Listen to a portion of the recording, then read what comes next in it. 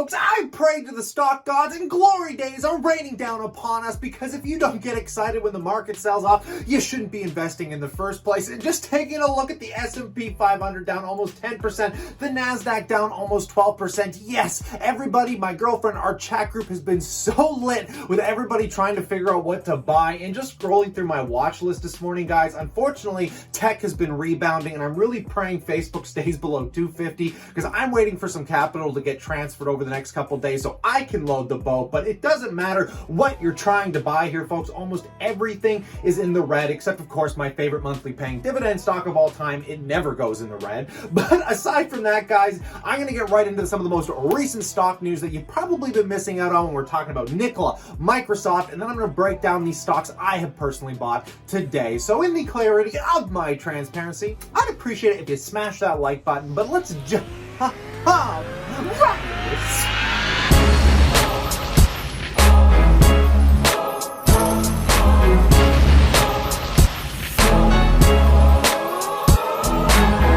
Welcome back, passive income investors alike. So getting right into this, guys, we're going to start off with the most recent stock news because there's been some incredible amount of speculation around Nikola, which isn't experiencing its glory days anymore, because we all heard that Trevor Milton has stepped down from the stock, and there's so much news going on with Yahoo Finance. You can take a quick listen. Hill for Nikola. It was announced early this morning that the electric truck maker's founder, Trevor Milton, is stepping down as executive chairman just a little over a week after short seller Hindenburg Research released a report saying Nikola misled investors. You kind of feel bad for the guy until you look at his mansion and his private jets, and you feel like the only people really losing out here are the shareholders in the stock, because this news, though you thought it would have been positive, tanked it by 18% on the day here. And there's so much speculation around this, because if you scroll onto Twitter, a lot of people think that Trevor Milton is actually getting arrested, and this comes from Jules Paxton, and this is a complete troll, by the way. This isn't real, but it says, breaking, DOG and FBI arrest Trevor Milton at Sky Harbor Airport in Phoenix. And somehow this troll, I gotta give her some credit, because oh my god, this stupid tweet has got so blown out of proportion. And though this isn't real, and if you scroll through it, because this is where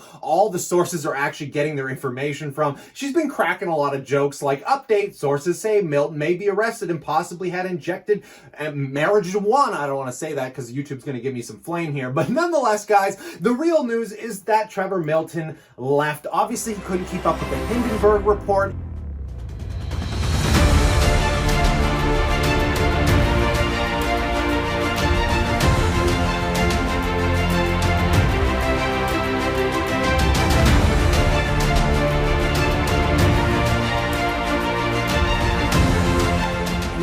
Don't know what that is. Essentially a short seller, or so they call a short seller, did a masterpiece, which you can go just by Googling Hindenburg Nikola report, and it is a very lengthy document on why they think the SEC should be investigating Nikola. And yeah, Trevor Milton just, can't get words to come out of his mouth correctly that looks positive on the stock. So of course, he stepped down, folks. Now, I don't know what to say about it. It's going to be neat to see how some of this stuff gets resolved over time, but considering Nikola still makes zero revenue, I mean, they're in the early phases like Tesla was years ago. They have to get beaten into the ground to prove what is truly capable with the company, and they're going to be years out. So I feel bad for the shareholders. Definitely don't feel bad for Trevor, because, I mean, it's hard to feel bad for a guy that bought the largest house in Utah. That is the correct place off the top of my head here. But nonetheless, let's move into some Microsoft news here, folks, which basically just purchased another major video game maker, which is a beautiful acquisition. But in the sell-off, the stock still tanked, which came as a bit of a shock. But software giant Microsoft announced Monday that it plans to buy ZeniMax Media, the parent company of the video game publisher Bethesda Softwares, for $7.5 billion in cash. Bethesda is known for such popular games as Doom, Fallout, The Elder Scrolls, and I think this is a beautiful acquisition. I really wish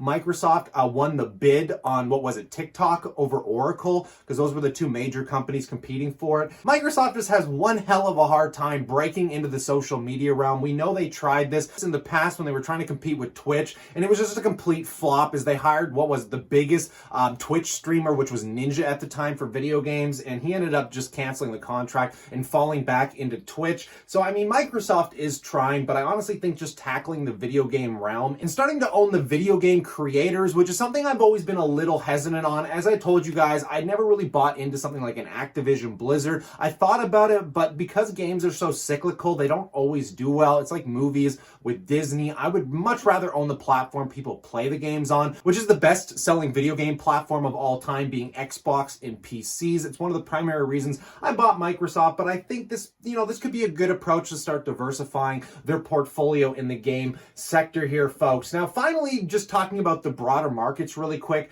we got a lot more volatility coming ahead. Is the stock market going to continue to sell off? I have been praying to the stonk gods that it does, and most people don't get that excited when their portfolios drop, but I am definitely one of those people that is going to tell you these are the days you need to be picking up stocks, and these are the most lit days. In our chat group, my girlfriend was texting me, everybody's texting me like, what should we be buying? How should we be buying it? And I can't tell you exactly what to be doing because the markets are going into a trend of a sell-off, which could continue to the election, which we have coming up here soon on November 3rd. So expect more volatility moving forward, but I'm telling you guys, these discounts are a rarity. Those are something we haven't seen in the last 6 months since the major sell-off in March. So I am very excited here. Things are starting to get back into fair valuation. I am unfortunately desperately, like I said, trying to transfer some cash into the account, in which all of you know I am just going to be buying Facebook. But today I did something that I don't know how many people are going to be proud of, but I went ahead and I sold off some more of my Tesla shares this morning because I told you guys somehow Tesla is just holding up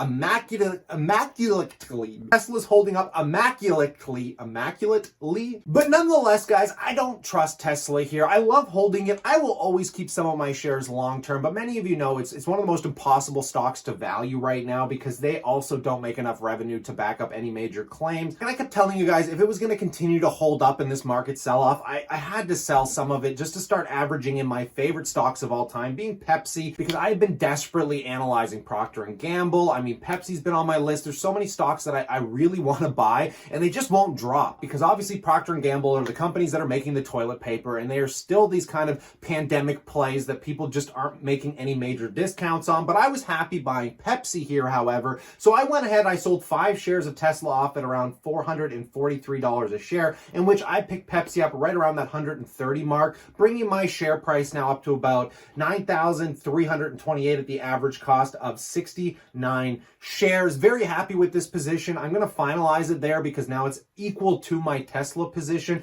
And honestly, guys, every investor out there has been saying this. Tesla's likely to sideways trend for the next few years at least, because it has priced in at least the next 5 years of their earnings capability, which is something that scares me as an investor. But as a long-term play, Tesla's incredible. I just don't think too many investors out there have the tolerance to hold on to it for the next 5 to 10. So I think we're going to see somewhat of a sell-off after Battery Day. They didn't get listed on the S&P, and most of the Battery Day news has been leaked because, I mean, Elon Musk loves leaking news. Somebody's leaking it somewhere. So I think most of it has been priced into the stock already, but nonetheless, I would rather build my dividend positions, and Pepsi at the top of my list and my RSP, I had to add it. So unfortunately, I don't have any cash just sitting around right now. Luckily, I did get some sponsored deals that did pay out, and some of that money is going to be shuffling into Facebook. So I'm praying to those stock gods that the things keep selling up, because if you're buying Facebook, Apple, any of these things at these levels, Apple, if it ever dips below $100 a share,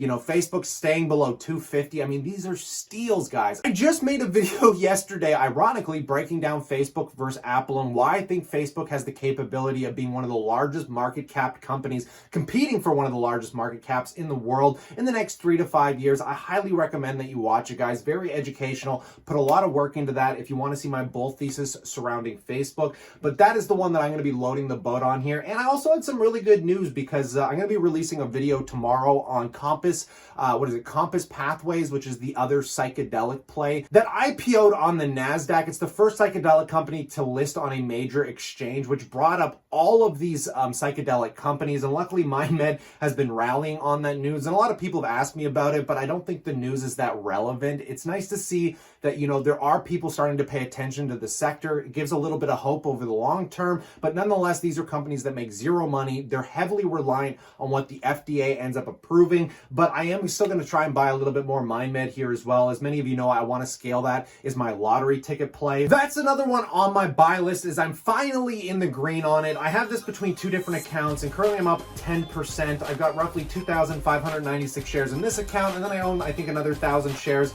in my TFSA. But nonetheless, guys, these are some of my favorite plays right now. I'm going to keep scaling into them. And like I said, if you guys aren't excited about what's going on in the market right now, you shouldn't be investing in general. But just a quick video. Stay cool, stay awesome, and I look forward to chatting to you guys tomorrow.